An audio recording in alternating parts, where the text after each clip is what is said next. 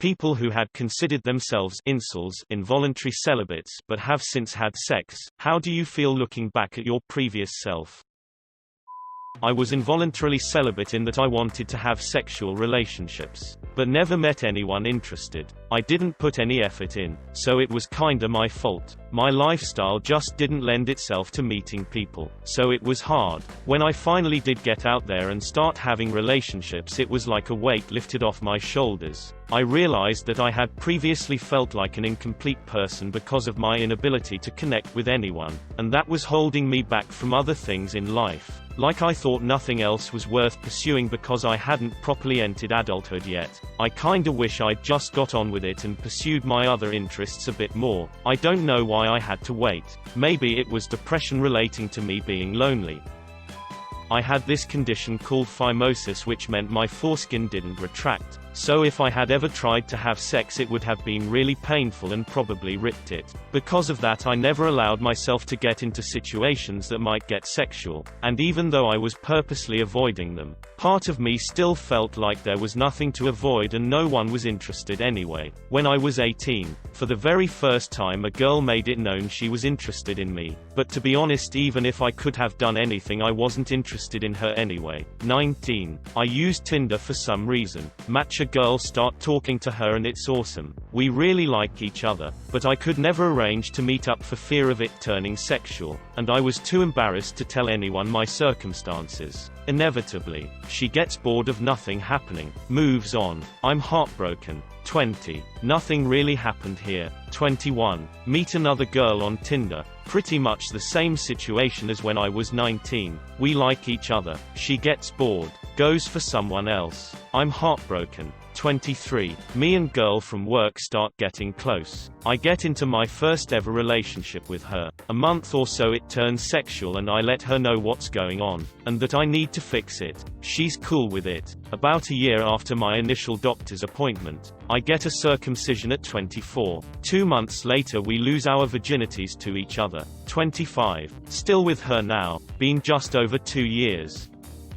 I used to be the creepy-ass weirdo who, by the time I graduated, had asked every single girl out. I literally had no idea what I was doing wrong. I was practicing all the classic southern gentleman things that I was supposed to, yet having no luck, think milady, but only slightly less cringy. It wasn't until I got to college and went on a period of self-discovery that I knew the error of my ways. The first, and most important, concept that I learned was that women aren't sex dispensaries that you deposit nice coins into and get puss in return. They have to choose you. I still kept doing nice things for girls because that's the way I was raised, but I removed my expectations for getting anything in return. The second concept was making myself attractive, and it was a lot easier than I thought it would be. A nice basic buzz cut suddenly turned my oily mop of hair into a clean, presentable style. Went clean shaven on facial hair too, because all I could grow was a piddly pubic hair look and ass beard. Got a benzoyl peroxide solution to start working on the acne. Marching band was my form of exercise to stay fit and avoid the freshman 15. It's amazing how the problems we create for ourselves can get in our own way.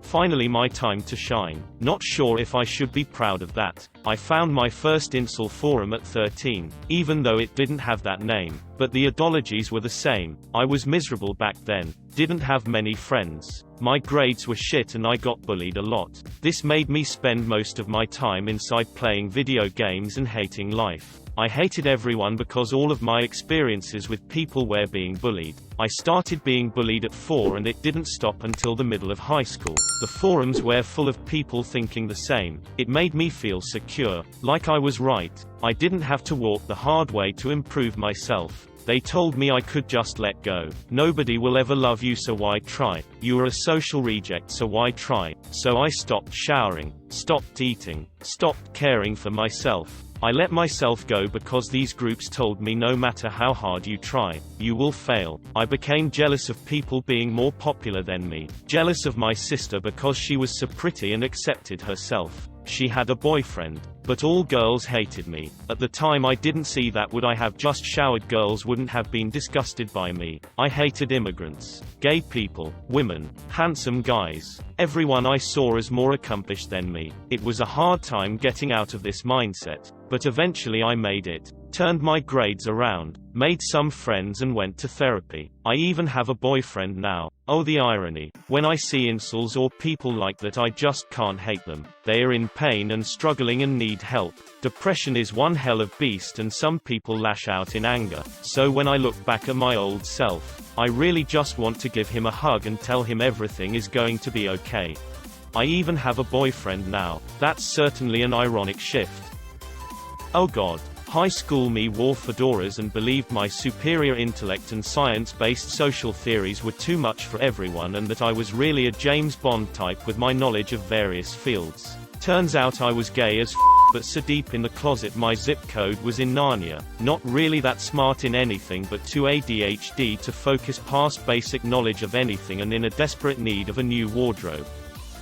I suppose I was an incel from 23 to 27 after leaving the military. I was depressed, underweight, socially isolated. I never got fat or super into gaming as is stereotypical. Just worked a lot, hung out with my dog, smoked way too much weed, and just sort of forgot how to interact with women, which was probably for the best. Most of my relationships prior to 23 were unhealthy at worst, meaningless at best. Ending that era of my life was a long struggle that took concerted effort towards trying to be more positive and social. One big event was buying and learning to ride a motorcycle at 27 sort of shocked me out of my routine, opened my eyes to the fact that life was not a downhill slide from the adrenaline-filled days of 18 to 22, that new experiences were waiting to be had. Eventually I met a woman that I just couldn't bear to have the usual flirt until I awkwardly distanced myself experience with. I forced myself to not to my mind wander when we talked. I powered through all anxiety to call and text her daily.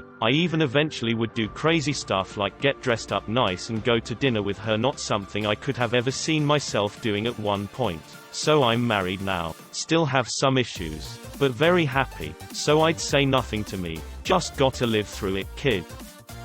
I was raised by incredibly cruel people. My aunt and grandmother. They had me absolutely convinced that I was very ugly, pathetic, and just a total loser. They even hinted that I'd be better off gay as if it's a choice because I didn't have a shot with women. They also made me feel that as an immigrant I was considered weird and strange and women would consider me less of a catch because I was a foreigner. Since I believed all of that, I had a real resentment toward women and like many young people I protected my pain with anger. Eventually I discovered that I was not ugly at all and in fact was considered quite attractive by many, which I never fully could wrap my head around. And guess what?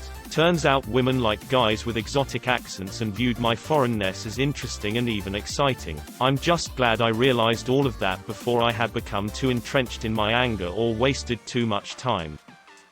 I was a being of pure hatred. I always thought it was someone else's fault. Even though I have had sex since that time, I think it's important to know that having sex isn't what vindicates you. Inceldom is a state of mind which requires strength and sometimes outside guidance to overcome. One of my friends essentially gave me a proverbial slap to the face on the subject and told me exactly what to do and how to become a more better person. In conclusion, I look back with regret and sorrow for all the people I hurt and made uncomfortable, because I know there are many. My friend was and is someone I looked up to, so I suppose that is an influence, but basically the thing that I needed to understand was that the fact the girls who I was constantly being rejected by were just people living their best life and me whining about it wouldn't change their preferences, so instead I worked on being happy without needing a girlfriend and just letting it happen when it happens. There's always something to be said for talking to your friends, taking the time out of your day to listen to their troubles and offering advice. It really helped me, so I encourage you to do the same.